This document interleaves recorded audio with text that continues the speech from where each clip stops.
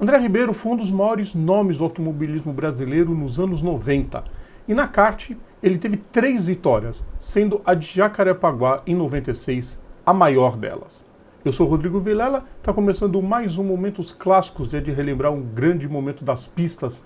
E antes de continuar, pedido que eu faço sempre, deixem um like nos nossos vídeos, compartilhem nosso conteúdo, inscrevam-se no nosso canal e ativem as notificações. A gente precisa, a gente gosta muito. Em 96, o esporte a motor dos Estados Unidos vivia o seu racha entre a kart e Tony George. Muita disputa de poder, sabe como é, né? O dono do Indianapolis Motor Speedway não concordava com certos termos da categoria e, lógico, queria mandar um pouquinho mais no galinheiro. Resultado, esporte a motor dividido, monopostos divididos. De um lado ficou as 500 milhas de Indianápolis, com carros e pilotos mais em segunda linha. As principais equipes e os principais pilotos permaneceram juntos na kart, que se manteve praticamente inalterado o campeonato. A única diferença é que não teria as 500 milhas de Indianápolis naquele ano. O Brasil teria 7 pilotos representando o país naquele ano, mais Marco Greco, que correu só as 2 primeiras, em Homestead e no Rio. A categoria aproveitou esse racha para começar a colocar em prática o seu processo de expansão pelo planeta, porque até então a única corrida fora da América do Norte era de Surfers Paradise, na Austrália. E aí começou essa expansão, que chegou ao Brasil, chegaria depois ao Japão e também à Europa. Vale ressaltar, antes de continuar, que dos 7 brasileiros que correram a temporada toda, o Emerson Fittipaldi estava planejado para correr todo o ano, mas acabou sofrendo um acidente muito grave em Michigan, na segunda prova de Michigan. Ele foi tocado pelo Greg Moore, bateu, o carro explodiu em chamas, ele saiu com alguns ferimentos e aquela foi a sua última prova. Pois bem, de todos os brasileiros que estavam correndo naquele ano, um deles era o André Ribeiro, que tinha sido vice-campeão da Indy Lights no ano anterior e estreou em 95 pela Tasman. Foi um ano bom, ele teve vitória em New Hampshire e um 4º lugar em Road America, no circuito de Elkhart Lake. Veio o ano de 96, ele não estreou muito bem, ficou fora dos pontos, mas a expectativa era positiva para um ano muito bom, um pouco melhor do que 95. E aí veio o Jacarepaguá. O oval de 3 km foi construído aproveitando a reta oposta do circuito entre as curvas norte e sul, aproveitando aquela parte do circuito tradicionalíssimo e icônico lá do Rio de Janeiro. Na classificação, o Zanardi fez a pole, ele era estreante na temporada.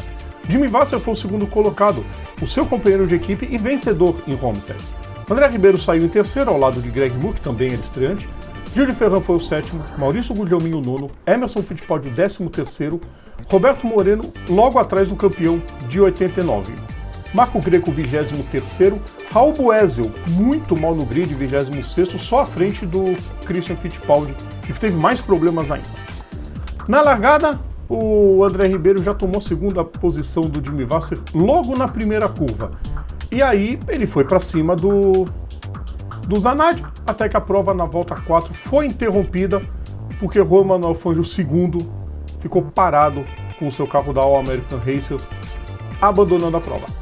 Na relargada, quem foi para cima foi o André Ribeiro. Ele fez a ultrapassagem na curva 4 em cima do Zanardi, mas aí o Zanardi, com muito mais tração, foi para cima.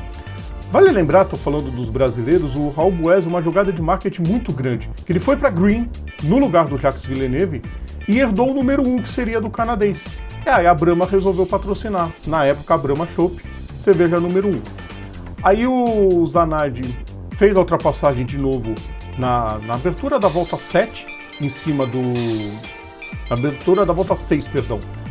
Uma volta depois, o Greg Moore, que já tinha se livrado do Jimmy Vasser, passou o André Ribeiro por fora, belíssima ultrapassagem.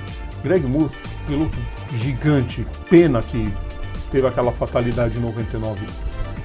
Aí com 10 voltas, na abertura da 10ª volta, o Gil de Ferran foi para cima do Vasser. O Vasser começou a ter um mau desempenho e o Gil de Ferran tinha sido 2º em Homestead. Até que na volta 11 tivemos essa batida muito feia do Mark Blundell. A gente olha assim, pensa, os carros não tinham segurança nenhuma antigamente. Hoje em dia, um piloto bate e ele sai inteiro do carro, porque a célula de sobrevivência fica inteira. Olha o replay, ele passou reto na curva 4, mas ele quase atingiu o Maurício Gugelmin. Ele acabou atingindo por um pouquinho, e vou falar mais tarde.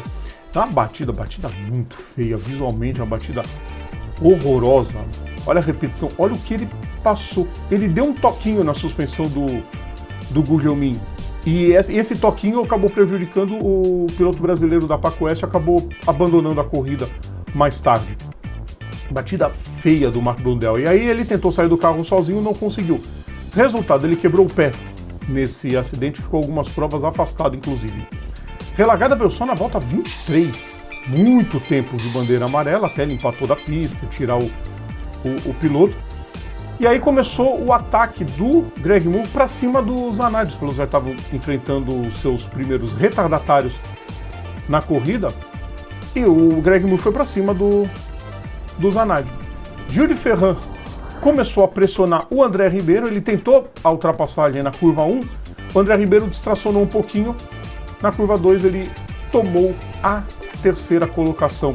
Briga dos pilotos brasileiros na prova de Jacarepaguá logo no início, até que Adrian Fernandes acabou tendo esse infortúnio quando ele rodou na curva 1 sozinho, sem culpa de ninguém, acabou batendo. Ele retornou para a prova, mas retornou lá atrás repleto de problemas, demorou demais um pit stop para fazer o trabalho. No salseiro das bandeiras amarelas, a Rahal aprontou a sua primeira atrapalhada no fim de semana, com o carro do Brian Herta, que era um grande piloto, mas o que ele carregava de azar também não está escrito. Aí conseguiu sair, saiu com volta atrasada, a corrida já estava completamente comprometida, a corrida do piloto número 28. Gil de Ferran assumiu a liderança na relargada, só que aconteceu isso aí. Ele ficou sem combustível. É inadmissível uma equipe profissional da Indy ficar sem combustível, o desespero do Gil de Ferran dentro do carro. Na relargada, Greg Moore assumiu a primeira posição com Rob Gordon em segundo. Aí acreditem quem quiser, Parker Johnston, Raul Boesel, Christian Fittipaldi e André Ribeiro eram os 6 primeiros da prova.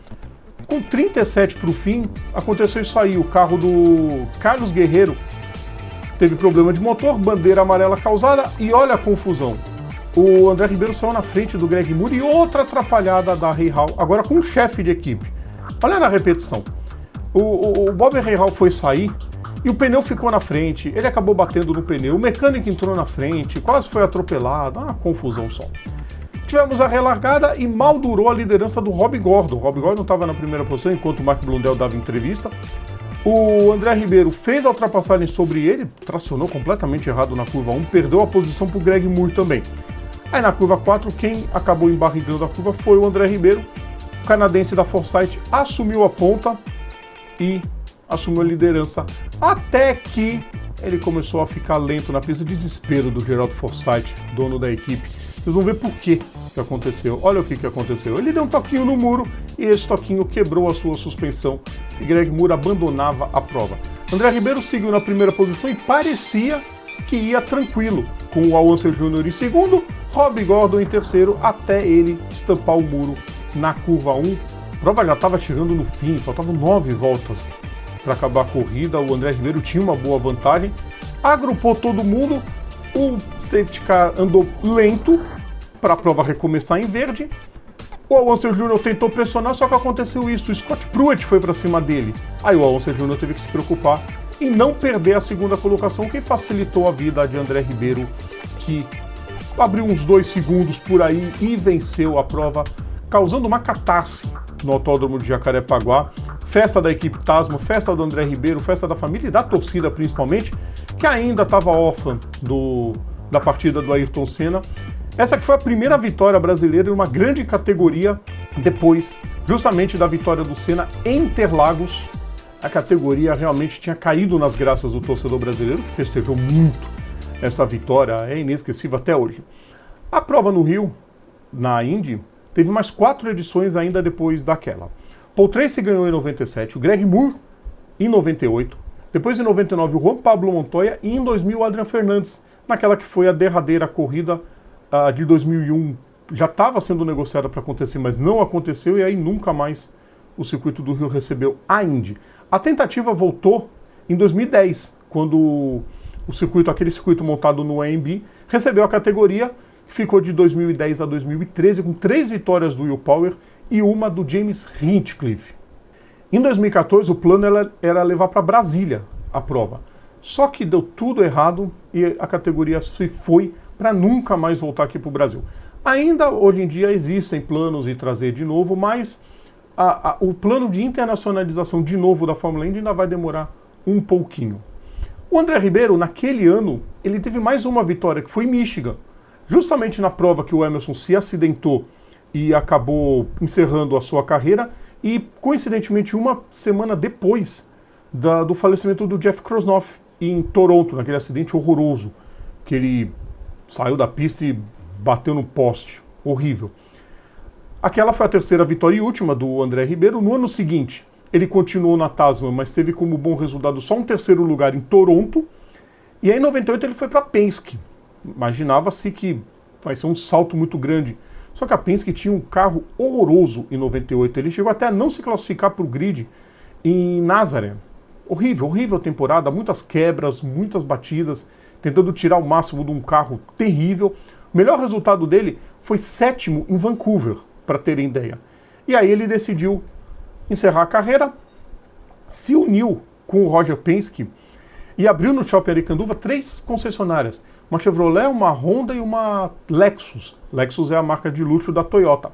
Aí em 2002 ele se uniu ao Pedro Paulo Diniz para a criação da PPD Sports, que foi a categoria que gerenciou e organizou a Fórmula Renault e a Copa Clio, enquanto elas existiram com muito sucesso aqui no país. O André Ribeiro deixou a gente em maio de 2021, com 55 anos, muito novo, vítima de um câncer no intestino, mas deixou o nome no esporte motor, deixou o nome dentro da IndyCar e principalmente com aquela vitória maiúscula que nenhum torcedor esquece em Jacarepaguá.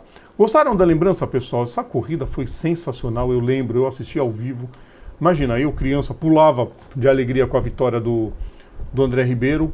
E pena que ele não conseguiu ir muito além na carreira, pegou a Penske no momento errado, e aí também para ficar andando atrás, motivação zero, né? Mas aquela vitória é brilhante até os dias atuais. Tenho certeza que vocês gostaram. A gente volta na semana que vem com mais um vídeo falando de personagem, e logo logo a gente está de volta com mais um Momentos Clássicos. Então fiquem ligados que logo logo a gente volta, pessoal. Grande abraço a todos. Tchau!